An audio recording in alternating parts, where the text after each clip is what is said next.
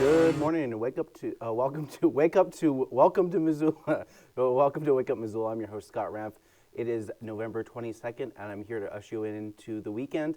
This is my last show of November. Next week I won't be on because of Thanksgiving. Hope you guys have a wonderful Thanksgiving. It's going to be a wonderful time. If you guys have any kind of food insecurity, Missoula Food Bank is a great resource for you to take advantage of.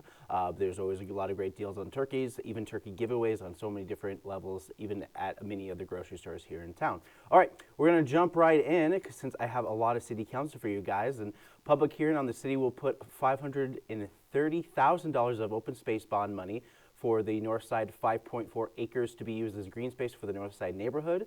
Zach Covington, Open Space Land Management, talks about this site a little bit more. So this is a context map showing the park on North Scott Street in dark green at the top of the map, and its context and relationship with the existing White Pine Park to the south in purple, and also the relationship with Northside Park and Northside Annex Park, along with Westside Park in the Westside neighborhood. White Pine Park is now closer to 2 acres since that northern section's been demolished. Scott Street is a pretty major access barrier, not only to White Pine Park, but some of the other important parts of the neighborhood. And so this park really will open up that access. All right. As you can see here, this whole arrow that they put on here, they really want to help you bolster this to help the connectivity in the north side neighborhoods, provide some more green space. They've been speaking about this for quite some time, last month or so, just trying to determine what they're going to do moving forward, coming up with plans for the initial park. They've spoken about this, and the north side has been neglected for many years as housing in the area was all over the place with an emphasis on industrial, commercial, permitted lands. This is also in tandem with our Missoula growth policy to include shared green spaces as opposed to those more traditional houses with acreage. Zach Covington also talks a little bit more about the money going towards this. So including the purple or the property west of Shakespeare, that half acre, there's 5.9 total acres with 5.4 acres of parkland. But the total value of that property is $2.46 million per the appraised value, including some due diligence costs, which we always need on these types of projects, and pre-development costs, including water analysis and surveying, at about $70,000 total. Total project estimated cost is $2.53 million. The Missoula Redevelopment Agency, if we go down to funding sources, as I mentioned, approved $2 million contingent on city funding. The request for this public hearing is $530,000, which is about just under 21% of the total cost. So we've got a huge leveraged funding amount. And so total anticipated funds would equal that $2.53 million. And so this isn't just for acquisition, but a lot of money being towards investment in this particular property. And they've had public input through the workshops looking to develop this site for future park and green space. The open space bond money is only a portion of the site, as it can be used for parkland and open space preserving the view shed. Jim Carney with the Catholic Cemetery that they're buying it from spoke on this as well. We were approached by the city in April 2021 about purchasing this property. We had some other interest for different types of developments, but the Catholic Church and the cemeteries are excited about the possibility of this becoming a park. And we think it's the best use for that land and would be the maximum benefit for the community. Yeah. And so like many other places in town, people are also concerned about putting in green space, and with the Open Space Committee Vice Chair Danny Gunlock, he talks about this particular opportunity to keep this site green. This is one of our more expensive projects that we've had, but as Zach mentioned, we really look for leverage when we're doing these projects, and seeing only 20% of those funds coming out of the open space bond is it's a much lower figure than what we generally see. So we're excited to see this project move forward, and excited to see what that public involvement process looks like. So. Yeah. And so a lot of the open space bond people are both a little bit of the city and a little bit county to try to help balance and create more of those green spaces and view shed. Essentially, Missoula, using the open space bond money that they re-upped back in 2018, they're basically trying to pool some money and resources together so they can buy open space and keep a lot of these spaces green and untouched, not to mention to preserve a lot of the ag land, which seems to be a big thing here in Missoula for a lot of people in the planning and development phase. Another amendment to the ordinance is for larger vehicles. Okay, so north side is a major boom, and green space doesn't get noticed in these projects that have an overreach and benefit for urban congestion. So that we'll move on to our next segment. I wanted to make a mention to an amendment to kind of clarify some of the language when it comes to those traffic calming circles. This is kind of like a footnote. I'm going to basically just kind of tell you what the whole deal is. And so for the larger vehicles, they can't necessarily do the large swing around those calming circles, which works a lot like roundabouts. And so what they decided to do, especially with the school buses, is that people can cut through and turn left at a sharper left rather than taking advantage of the roundabout. So they're basically giving permission for school buses and large vehicles to ignore those calming circles. The rules about roundabouts is what you yield to the left, but essentially they're cutting in through the left legally as long as there's no traffic in the intersection. So, we would have had some quotes and stuff like that, but I kind of felt like it was unnecessary because it's just an updated ordinance. So we're going to move on to right-of-way improvements at South 13th West to Sussex Avenue. So this is a sidewalk project that they're going to be building from essentially the four-way stop from Eaton Street and 14th Street, kind of going further down to improve the sidewalk infrastructure. But residents in the area have to be foot with the bill. And so here's Trinity Ferguson from public comment talking about the impacts to her taxes. The cost being a big thing. We have brought up continued issues with how our home sits on a hill. We have been told that, again, that's our opinion, whether we sit on a hill and it's being, excavated against or it's going to get resodded. It does not matter if it's going to affect our home. It's my opinion against whoever the designer is. So I would like the city council to take under consideration the fact that there are homes that are going to be affected. There are costs associated with this that are really disheartening. I do feel that the plan is overdeveloped and that it does need evaluation. I do understand, being from Ward 6, that we do not have the infrastructure that everybody wants, but this is extreme. All right, and part of the extreme measures that many of the citizens are really worried about is that this isn't just one of those kind of like, oh, you're paying an extra amount of money every month, but this is like a big hit to a lot of people's money, as the sidewalk and widening project off Eden Street have been a long time coming, and the city has spoken about getting grants to support sidewalk improvements that have been put there. However, this was a matching grant, and this project is a continuation of seeing fees for houses on the border paying for the bill. So by that, I mean, people with a fixed income who can barely afford just to live here as is, and including the tax increase that we're dealing with, not to mention even more in the news, we're getting even more tax increases in this next assessment value. More on that later. But Erica Schubert came with receipts from the area, and this is what she had to say. 8 years ago, we bought our house for $160,000. So, it's not a rich neighborhood. It's definitely gaining in value, but our house is just the same as it always was. And it's going to cost, between the city and us, more than $24,000 to put in 70 feet of sidewalk next to my house. And my portion is more than $7,000. And like someone else said, that's really crushing. More than $7,000 when our taxes have gone up, property values have gone up, but not a lot has actually gone up in what we're making or quality of life here in town. So it just seems really crazy to see $26,000 for 70 feet of sidewalk. That's a lot of money. Yep. Right of way, right to pay. Moving as we get further down, sorry, I don't mean to laugh, but the city tried to address the sidewalk issue last budget session, but weren't able to work it out as they aim for transformative projects that expand the scope of places like Eden. And in many ways, the city has focused on new leveraging infrastructure in newer areas and less so in the poorer neighborhoods, hence the Franklin to the Fort neighborhood, Ward 6.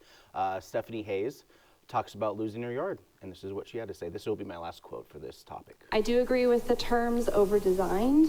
I think that what I'm losing in the plan, I only really have 30 to 40 feet of frontage onto Eaton Street, but instead of just running straight down and getting the sidewalk that we need for connectivity and for pedestrians, they're choosing to dip in with a boulevard on my property.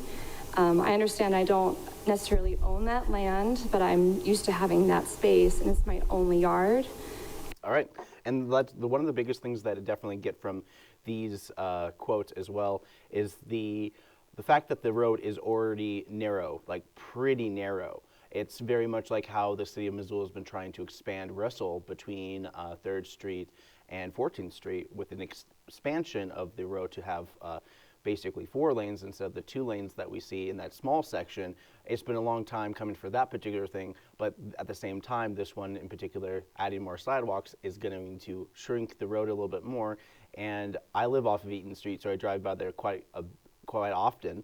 And so off Eaton Street, there's also, they made the new sidewalks further east of their proposed development site, and so most of the sidewalks have already been completed. Right now they're working on another major project of connectivity in the intersection alone, but the sidewalk that includes on the east of Eaton, essentially when they put in the sidewalks and boulevards and stuff like that, they kind of got rid of one whole side of parking for side street parking in favor of the boulevarded sidewalk where bumped out in the street, and so it's a little bit narrower. And sometimes trucks and some even like landscaping trucks are just parked there, and it's like you're pretty much almost like bumper to bumper with the car that drives right past you. So it can kind of be very interesting. But one of the things is that the city also spoke about safety, and this is Kevin Slobart, the city engineer, responding to some of these issues from the people. And we really need to get the curb away from the higher or lower land, private property that is adjacent to these intersections in order to fit the sidewalk in and not have to have a retaining wall right on the backside of the sidewalk, and that additional bump out allows for that grade, and it allows for those curb ramps and helps with other things like drainage. So there's a lot of different purposes for them, and I know that to some it might seem over designed, but it's really to serve quite a few purposes, as I just mentioned. All right. And so this kind of goes to the argument of the bigger all infrastructure improvements of the city of Missoula to move this forward. The city had this back and forth and decided to actually put this back onto committee for December 4th. So after the Thanksgiving, they'll talk about this a little bit more. But towards the end of the continued discussion of the Southgate Crossing property next to Bob Ward's and Sons, looking to purchase the site for roughly $6 million using Urban Renewal District 3's money using TIFs. Alan Buchanan, MRA, Missoula Redevelopment Agency Director, talks about those TIFs. A little bit of history lesson along the way. The monies that constitute the tax increment are dollars that are generated because someone has either made an investment in their property, built a new building, added on to a building, or just regular appreciation. When the tax bills go out, the way the county chooses to show the increment is they spread it proportionally over everybody's tax bill in the district.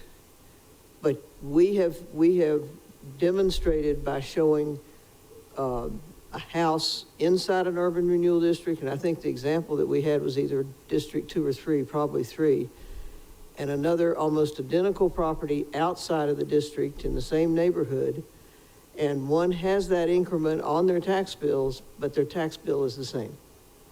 Roughly the same. So no, nobody is paying more taxes because they're in an urban renewal district.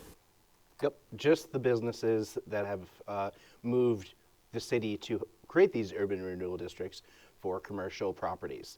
Annette Marcio, MRA project manager, talks about the Southgate Crossing, and this is what she had to say. If the city purchases this property, the city has a great deal of influence over how this property develops. And the city will not sign a development agreement with a developer who is not in alignment with the goals of the city. There will be a public park somewhere in this development. The intention is to conduct a very ambitious public engagement process, in particular with the neighborhood. We've heard several times that the open space in this area is cherished, and appreciate that and recognize that this part of the city is deficient in open space and park space.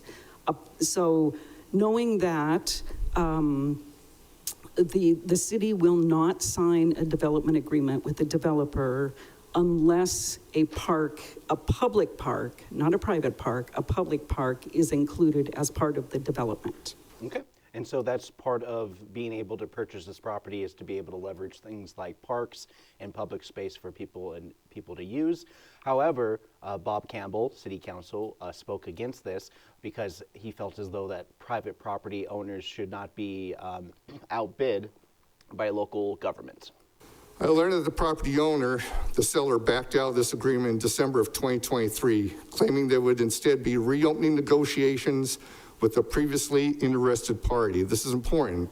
They would be reopening negotiations with a previously interested party.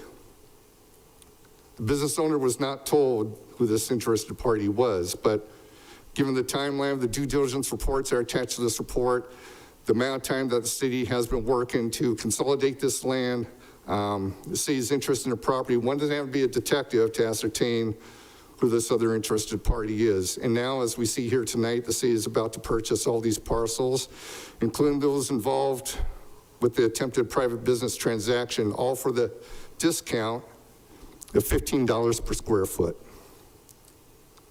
So let's call this proposal just what it is, flat out. The city is outbidding a private company for land using public money to do so. In my estimation, the use of land envisioned by this business just didn't fit the plan of what it is the city wants. All right, and so that was Bob Campbell's reaction to this purchase agreement. And City Council member Mike Nugent spoke in response. The party that you referenced, Mr. Campbell, reached out to me in March or whenever this first came forward to the MRA, which was a public meeting, and there was a news story and things of that nature.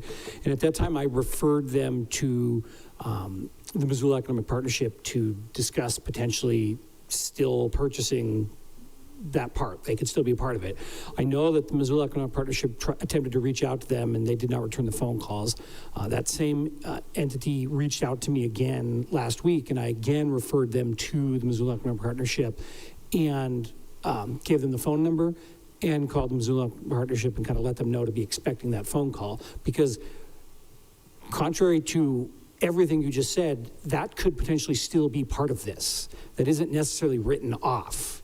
And I think that it's probably really overly simplistic to suggest that somehow the city swooped in and took over something that they didn't necessarily know about. What happened, I have no doubt, is that the private party, the other side of that transaction, decided instead of just trying to sell a couple parcels, they went and they reached out to the other parcel owner in this, because that offer was not for the entire 13 acres.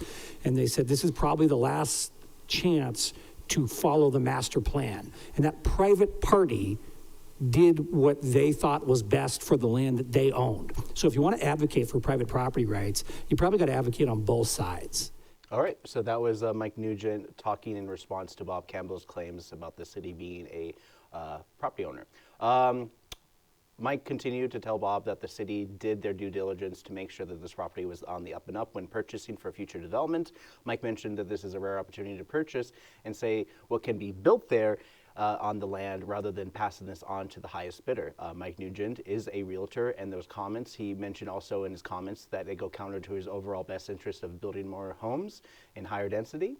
So they move forward with the the proposal, and we're going to move on to our next segment, which they're going to be talking about a couple committee meetings. And so I'm going to give you the brief overview of Public Works, which they discussed state law changes to the metropolitan planning in terms of working with the state standard changes in these areas of city planning overall land use. This is a requirement by state law, and we'll jump instead into climate conservation and parks. They talk about open space purchase. Yes, open space. There's a lot of that moving forward with a lot of this stuff. This money is for researching property owned, actually for basically kind of finishing up the easement by the owner, Carl Hayden. Hayden Grass Valley Conservative Easement was discussed Wednesday.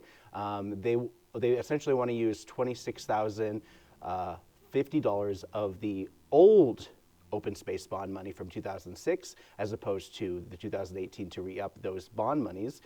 Derek Obel, Five Valley Land Trust, speaks on this particular property as it's a pretty big deal because they're basically just giving us, the city of Missoula, a big parcel of land. It's just west of the Missoula Airport, about 250 yards west of the current city limit boundary. It contains 287 acres of a combination of agricultural and riparian wetland habitat. And Five Valleys and the city has a long history of conservation efforts here on the property. In the early 2000s, between 2001 and 2008, the property was nearly conserved. Funding was secured through a number of funders, including the city open space bond at the time for up to $161,000 of open space bond funding, but unfortunately the property fell apart at that time. But now the landowner is interested in fully donating the cost of the conservation easement to Five Valleys, and so we're just seeking reimbursements for the transaction costs associated. The transaction costs, that being the $26,000 in which they were able to get some of the old money from the 2006 bonds. So as we talk a little bit further, Five Valleys is just a stewardship, and they cannot necessarily sell. They can only just kind of keep on keeping on, and even if a Five Valley Land Trust fails and another organization comes up, the easement/trust keeps this land open and free as long as, you know, the city of Missoula's government exists and, you know, United States kind of stuff. But anyways, Derek Obel, he talks about the ecology of this particular property and talks a little bit more about, you know, the planning for this site in the future. So as I mentioned, the most important feature of this property is that open water and wetland. This serves as a key habitat to a number and really wide diversity of bird species, and a key stopover point on those for the migration. And while this project doesn't formally grant public access, the landowner has been very welcoming and enthusiastic about bird watching members from the community, including the Five Valleys Audubon, that have frequented this site over the past 20 years or so.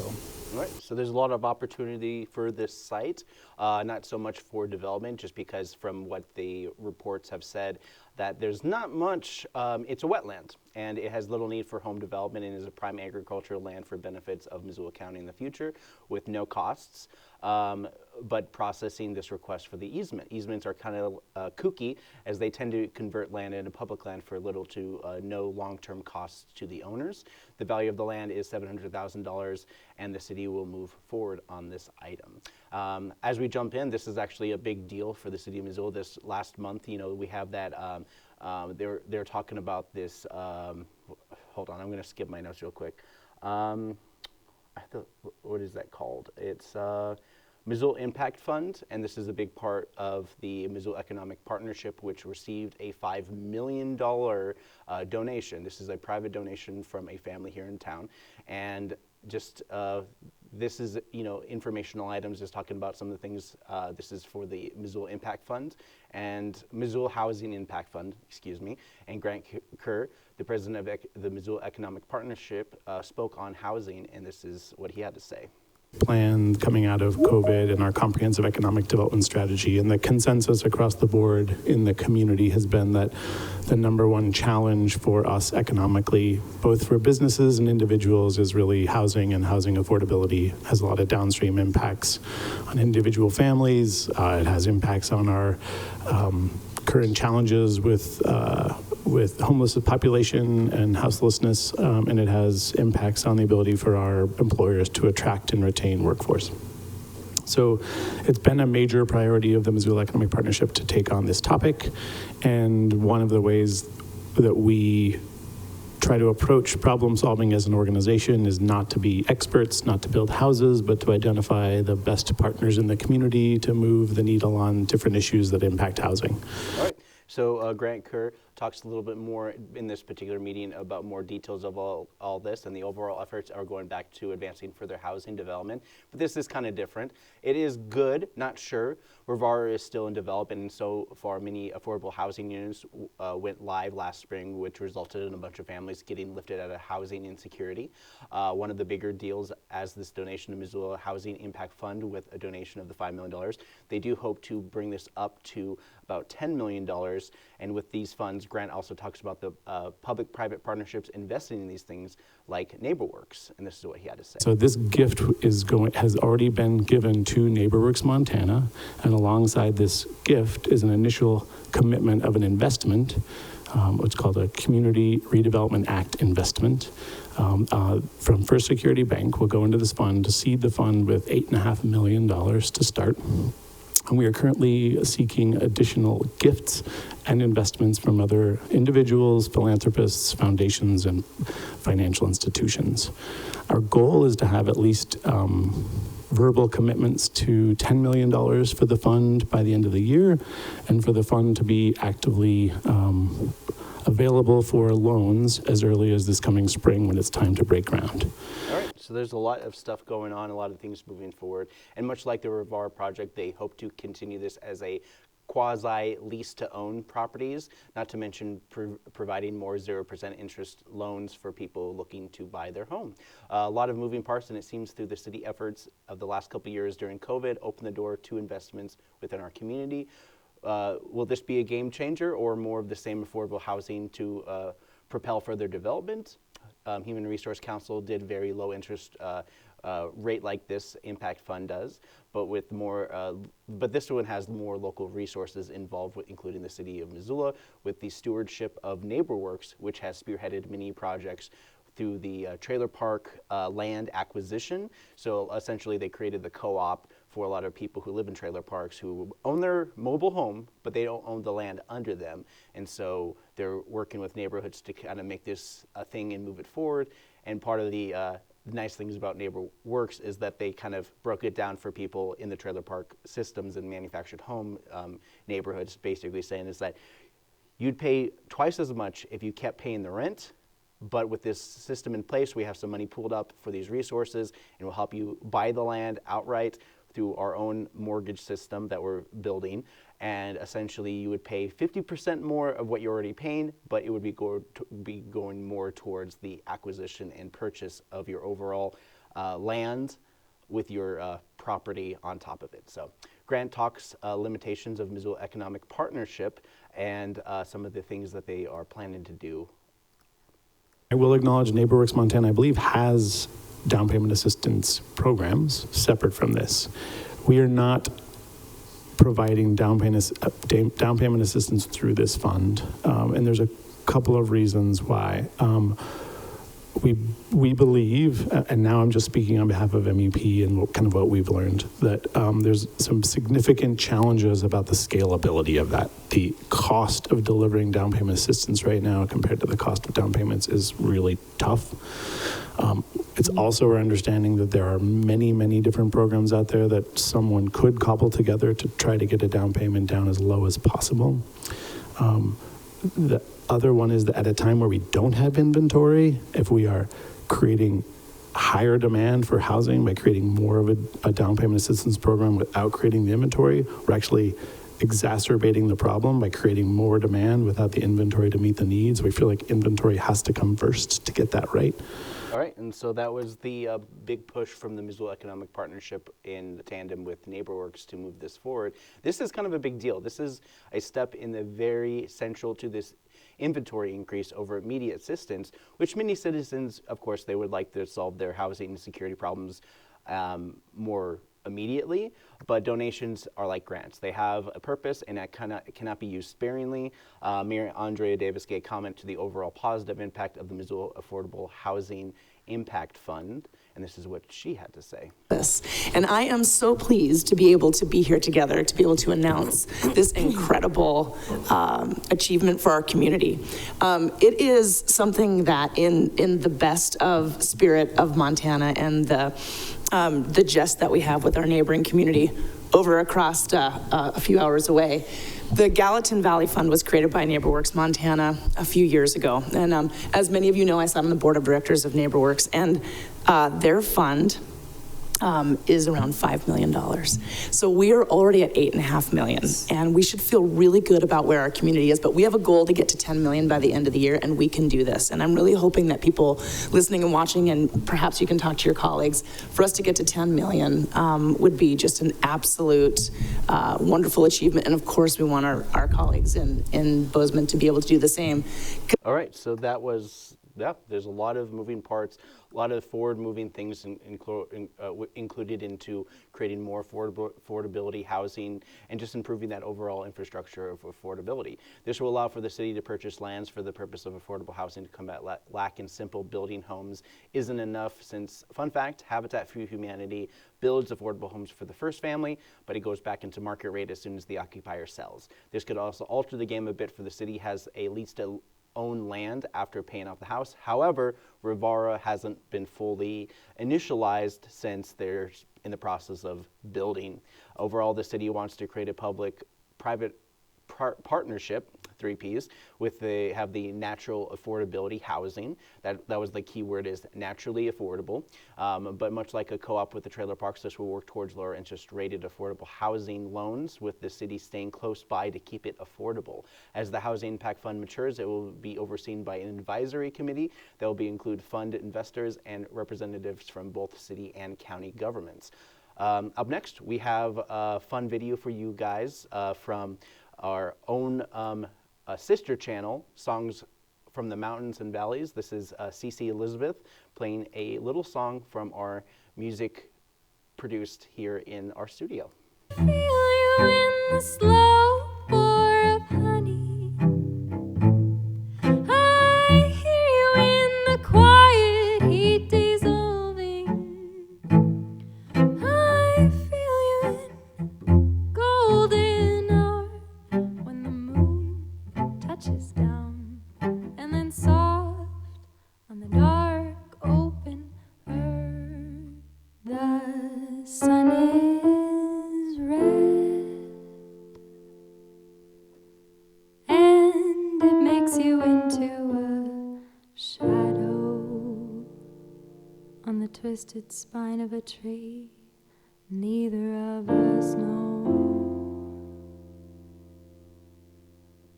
You spin wool unwashed, and it keeps breaking. I love you still, and especially in the den of cicadas, in the pulsing discord of forest, in the barking guacharacas, in the strange, no, somehow insurpassable space between us, the space. I am home today, I am home today, I am home when I lay it down to rest. Finally, I let it be over. Darkness at her peak is making way for morning. She's making way, I'm making way for the light of the morning. Ooh, I'm making way, make way for the light of the morning. Buckle up now, kids, this game we played now must end. Why didn't I ask you to stay? I just stood there and looked the other way.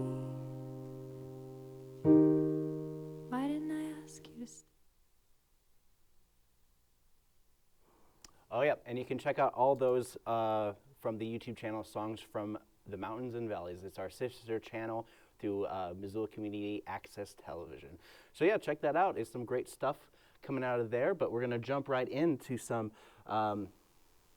let's see, some pre-critic and also some new dubbing stuff for you guys this morning. We're going to do some of the more fun segments as we jump into a new movie coming out, Gladiator 2, or as I like to call it, Gladiator Jr., from the makers of the first movie. Ridley Scott comes back to direct a sequel of a movie that he doesn't really do sequels as much. He did do that Alien prequel movie trilogy that he's apparently in the third movie, but anyways, this one is basically Russell Crowe's character's illegitimate kid or something grows up, who's also his mother is like old Caesar's wife that killed him or whatever, and forced to fight as a gladiator to change the fate of the world. It's like Running Man in Roman times. Enjoy a series of fights and an inflated language of knowing your place in society, as society knows something is wrong and is easily distracted by entertainment rather than the real threat at Roman's doorstep. Gladiator was many people's Roman Empire, and this movie might not work at the same level as original, regardless of all the CGI rhinos. And then we have the new Wicked movie that's coming out. Wicked Part 1. Speaking of society, enjoy a movie that basically makes the Wicked Witch of the West a sympathetic character in the form of a musical that frankly is marketed as a girl boss movie where the main character hate each other on a Mean Girls level, only to get along enough for the bad people of Oz to use her as a scapegoat for all their problems in this Emerald City's equivalent to the economy. Hey, you build a whole city out of emeralds, it's going to cost a lot of money, and who are you going to blame? The lady with the green skin. Moving on, we got Armor. Well, looks like Sylvester Stallone is keeping busy taking on a lot of the Bruce Willis roles that had to quit for many reasons, but he was pumping out 6 off-brand action films in the last couple years. This movie is essentially an action flick about guys who transport money in an armored car providing security only to get in way over their head as they must use their security mall cop powers to shoot through holes guarded by thick steel vehicles.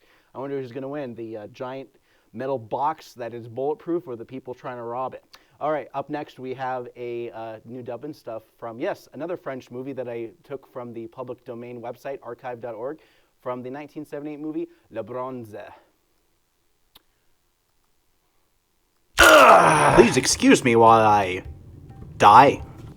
Wow, look what we got here. I see you like the man with the six-pack abs and the woman around his arms. We're just friends. Come on. Me? Yeah, it's hot stuff. All right.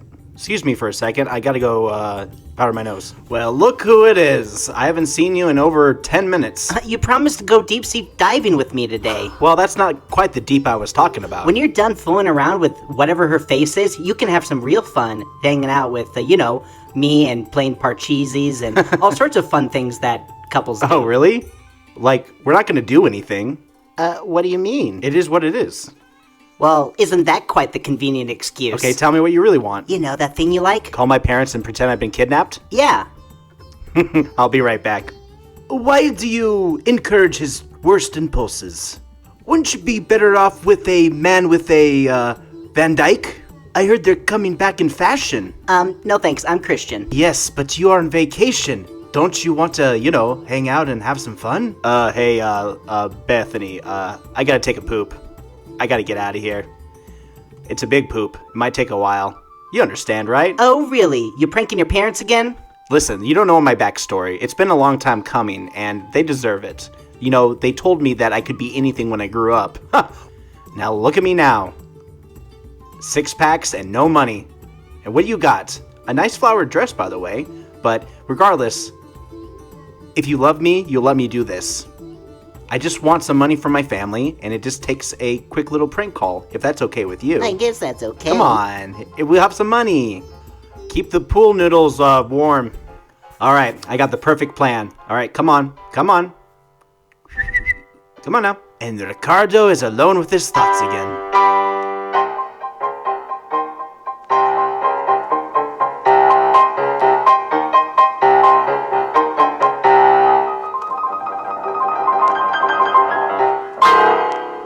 Hey guys, we're back. Let's talk about some news things that are affecting us here in Missoula and beyond as we jump into some basic news stuff. 86 acres off of North Reserve and Interstate 90 in the county's newest targeted economic development district, where tax increment will fund the public infrastructure needed to develop this site. Grant Creek neighborhood has been the focus this past year for development of their site, which had many residents concerned about their infill development in the past, which included the overall emergency access for vehicles being able to access Grant Creek, not Grant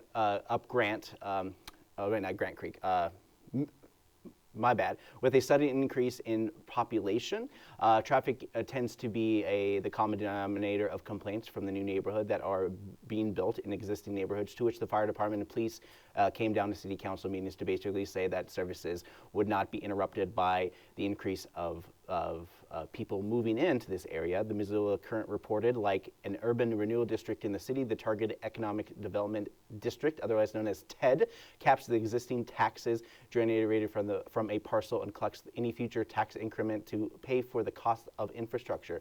This site is commercial and lacks infrastructure, much like many places on the edges of the city. Both Missoula Rural Fire and Hellgate will keep a set percent of the total mills, ensuring that the revenue will grow alongside any development with the district. TED, or Targeted Economic Development District, is the talk among county officials as a funding mechanism to raise the $10 million for a site that is an urban corridor. This is not to be confused with the townhouse exemption development, which is the norm for affordable housing projects to get streamlined. This one is more on the lines of investing in areas for potential growth. Missoula is in a boom, and they want to use their tools to make lasting impacts to areas and developers would not be able to build without the infrastructure. Missoula Current has a lot of renderings of this site, and it looks to be one of those high-rise apartment complexes, but one of the biggest turns in the investing into business/commercial development is to create zoning for retail stores and more. It's kind of like I've been saying is like the popular building structures here in Missoula, as I like to call it, the urban mullet, where they have business on the bottom, residential on the top. It seems like Wednesday last week was the time to release the hounds on urban camping, and Bozeman is looking to relocate their homeless from an urban area to designated areas where a promise for services lingers in the air, very much like Missoula. Many of the anti-camping ordinances and other things kind of get passed and updated and influenced by the Supreme Court, which overthrew a lot of those old rulings that if you cannot provide service spaces, public spaces can be used. But now that they overturned that, as it's not considered cruel and unusual punishment to move people from public spaces, Vegas also, in tandem with Bozeman, had their own fees for violating those things. It's $1,000 in Las Vegas, but in Bozeman it's $500 with up to 10 days in jail. So as I mentioned up in the air, the consistent narrative in many cities that already lack adequate services to make people wait, therefore many of them do, and those unfortunate to cross paths with the justice system tends to penalize them more so. Neighbors complain, homeless are unhelped, and you get taxpayers to get their elected officials to do the dirty work you've been seeing for many years now. According to Montana Free Press, Bozeman counted just under 100 unhoused residents, a number that has ballooned to over 260 in 2023 as the average cost of rent surged some 20%. And this is Bozeman rent, so that what they were paying 10 years ago is what we're paying here in Missoula now. So essentially 20% increase. You're lucky to get kind of like a one studio apartment in Bozeman for roughly $1,200 to $1,500. The warming shelter also reported a 77% increase in Bozeman as well. The ordinance, which passed campers, will also receive a 3-day notice to move or obtain a permit and an official warning. Send Benjamin Bailey, Bozeman's neighborhood service and code compliance manager. Then people will face misdemeanor charges to up to $500 fines and with 10 days in jail. This story basically came out around the same time as the Clark County in Nevada, aka the Las Vegas. And much like Missoula, they have had to clean up those encampments regularly, with total costs running up to $60,000 a month to keep up. And Missoula was roughly about $40,000. Their story went into more questions as officials claim they have no place for these people to go. And much like the prevailing quiet part out loud, you provide space, you get the liability to which many places would rather avoid than getting caught up in a lawsuit. So you provide a space for homeless people, homeless person dies or gets hurt. Worst case scenario, you can get sued by folks, and then the money that would go towards homeless goes to the individual and their family. Therefore, a lot of people are kind of cut out of some of that funding moving forward. So there's a lot of potential liability for the future permit, and unfortunately, the law does protect people from basically doing nothing. So it's kind of weird. It's one of those kind of weird kind of situations, but there is potential for permits, but habitual offenders of this rule will not be granted those permits. I knew a guy who got sick and went missing for a little while, and he's considered a homeless person. I called the police to report him missing, but it ended up kind of targeting him, as the police would check on them and most of the time ask them to pack up and move, making the trust between services and homeless strain a little bit further. Homeless people have been bold enough to come to City Council in Missoula to talk about their personal issues and struggles with addiction and services that often ignore and stigmatize them. It's not a good situation for anyone because homelessness isn't a disease, but catching it is only getting worse as the cost of living goes up, and more money raised for homelessness creates resentment for people abusing services who are just looking for a place to belong. Speaking of potential more homeless, the state's revenue department might raise property taxes yet again. I mentioned this earlier in the show, but last year all homes were assessed at a 40% more value, which increased our taxes by 20%. The reappraisal had 21% higher taxes, and this next one is looking to have a 20% increase in property value, which essentially they said it would be roughly 10% plus percent increase to your taxes. So with all these numbers, overall in the last 3 years, you're going to be paying 34% cumulative increase on a property owner. So you're probably going to hear things like, it's like, we're going to have a tax increase, but it's not going to be as bad as last time. So you probably hear that. It's like, it's still an increase. You don't get more value. You don't get a more valuable home without the taxes that follow. Some old bonds and levies passed to cover homes and stuff like that under $250,000 and double them if you were over $250,000 value, which is a pretty scary overall. But most of the things and bonds were set in place at the time, so the value of your home will not make it any kind of difference on that scary overall prospect. So there's definitely some interesting things happening. We have a lot more affordable housing on the horizon, but at the same time, the existing housing is getting more and more expensive. It's just getting really frustrating for not only me, but my neighbors and most of you probably watching at home. So, but before I wrap up my news stories, I'm going to talk a little about some national news. Matt Gaetz, senator out of Florida, not senator, but a congressman out of Florida, is out as Attorney General as the heat for the underage sex allegations were highlighted during his first week. This comes as a surprise as many of the GOP tends not to speak on things related to their members. They came out to say that this would be unnecessary distraction, which is why he rescinded his offer. So far, many picks under the Trump candidacy have been roughly business leaders looking to shape our country from a capitalistic approach, with mostly Trump loyalists are a must. Trump also said he'd release the JFK files again. So we'll see what people have been talking about since the Oliver Stone made his dumb movie. Sorry, there's a lot of people I know that are really, JFK people. I'm like, I don't care. I don't. But, anyways. Other news that's also happening is President Biden basically give free rein to Ukraine to attack Russia directly, with more criticism and escalatory rhetoric by President Vladimir Putin, as the war is getting a timeline put on it whether Ukraine fights until the Trump presidency, which aims to curb foreign aid spending as a whole in the next couple months. So this week, we were slightly impacted by the bomb cyclone, not to be confused with the bombing, but that took out many power lines in the Pacific Northwest and the Cascade Mountains of Washington. They expected a rare blizzard. You want to see the white snow, just look outside in the south of Lolo Peak, which has been covered in snow since late October in accordance to regular snow weather patterns. Of course, Wednesday this week, if you have noticed that there was stronger winds, it felt a little bit colder. Thursday try to even out a little bit more. Today doesn't seem so bad with definitely some rains and some cooler weather with some fog in the morning. These are just kind of the storms that knock out power and trees. While Missoula has dealt with some of the storms like this in the last July, we transitioned to some of the tree recovery news in Missoula. So some more things, some arborists from around Missoula, including officials in the City Urban Tree Division, are working on the 5,500 trees in Missoula that have been marked. If you notice yellow marking on the trees, means folks are working on those trees. So you want to stay as far away from them as possible because these trees are considered potentially hazardous for folks. So. And thanks to the FEMA dollars, these prunings would be worth the budget of 10 years, according to Marie DeCharmy, urban forest specialist, interviewed by NBC News. We've made it back to Missoula, and we're going to move on to our next segment as we jump into some of the events that are happening this weekend.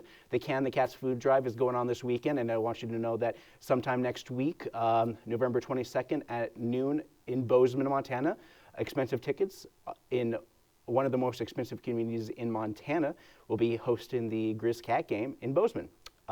Excel Level 1, Lifelong Learning Center, this and many more classes to pay to learn per class type of school with a GED and trade work certifications. Great opportunity for a lot of people. Family fun time at Mismo Gymnastics at 10 a.m. Missoula Food Bank meal distribution. It's a great place to can the cats and donate some food. You can also go to grocery stores and inquire within. Tiny Tales at 10:30 a.m. at Missoula Public Library is a great way for kids to get involved with reading.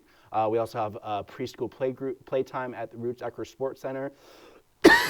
Excuse me. It's a great way to do some flips and stuff and some gymnastics, and also they do some Ninja Warrior type stuff there as well. It's fun. Lunch at the Missoula Senior Center. This is a daily event that happens Monday through Friday. It's a great way for people to get engaged with people who are 55 and older. And the Poverello Center also does a lunchtime around this time as well, but this is a daily occurrence, and it also happens throughout the weekend.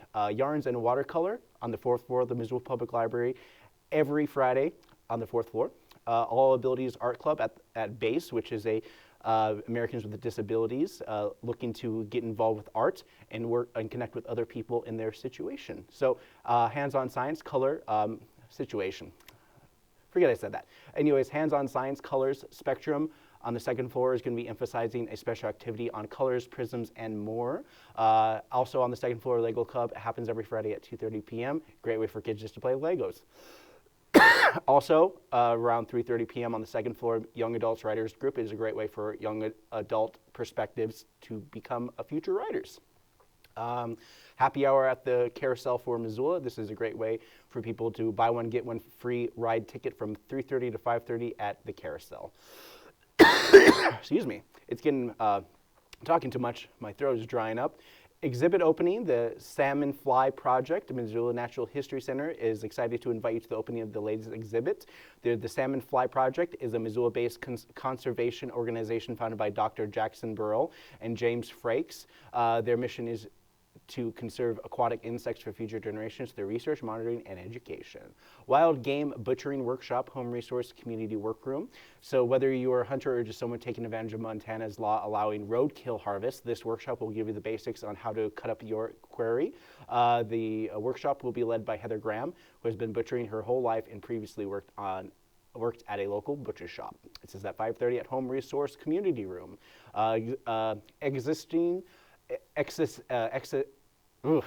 Existential Astrophysics, my bad. So Payne Family Native American Center at the University of Montana, a journey through the existence, starting with the smallest building blocks going in the way up to the largest view as we know to the universe. Oliver Hughes at 6 p.m. at 7 p.m. For November 22nd and December 30th is going to be presenting. Rosa La Seco presents Kinky Bingo at Monk's Bar. So play some bingo at Monk's at 6 p.m. And then we got folk music featured at Highlander Beer at 6 p.m. Strumming Bird, Vega Vaughn live at Highlander. Public skating at Glacier Ice Rink starting at 6 p.m. Speed dating event at Missoula Public Library in the after hours. You must be between the ages of 18 and 35. Register online through the University of Montana. The Benevolence is going to be at Old Post, playing some music at the Old Post at 7 p.m. tonight. 10 Cent Mule will be Bluegrass Imagination Brewing Company at 7 p.m. Sinful Studios is presenting a comedy night at 7 p.m. Silent Sky at 7:30 p.m. It's a continuation of a spunky young girl trying to look at some stars, but the patriarchy is preventing her. John Floridas at Cranky Stan Public House. 7:30 p.m. tonight, KBGA Clothing Drive and Concert for the Poverello Center at the VFW. Donkey Fest 24 is Zootown Arts Community Center is hosting this, some dad rock music there. Fall Percussion Concert. These shows are always the best out of the University of Montana through the music department. Fall Percussion Concert at 7:30 p.m. at the Denison Theater. Bingo, more bingo. Bingo, there's a lot of bingo this weekend, but bingo, a night of theater, dance, and prize at Missoula Senior Center starting at 7:30 p.m. Wander into the Forest. Monks is doing some electronic music at 9 p.m. Cash for Junkers at 9 p.m. at Union Club. Bacon and Eggs doing some hip-hop music at 10:15 p.m. at Top Hat. I don't know why they always do 10:15. It really bothers me. But anyways, Saturday, as you jump right in, Family Fun Time at Ms. at 9 a.m. Lolo Community Center Holiday Craft Fair at Lolo Community Center at 9 a.m.